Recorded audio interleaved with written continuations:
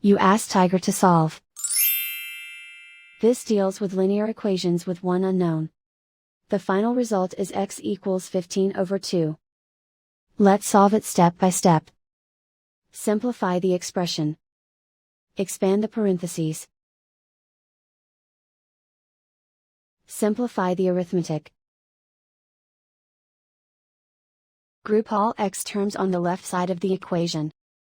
Subtract 7x from both sides. Group like terms. Simplify the arithmetic. Group like terms. Simplify the arithmetic. Group all constants on the right side of the equation. Subtract 12 from both sides. Simplify the arithmetic.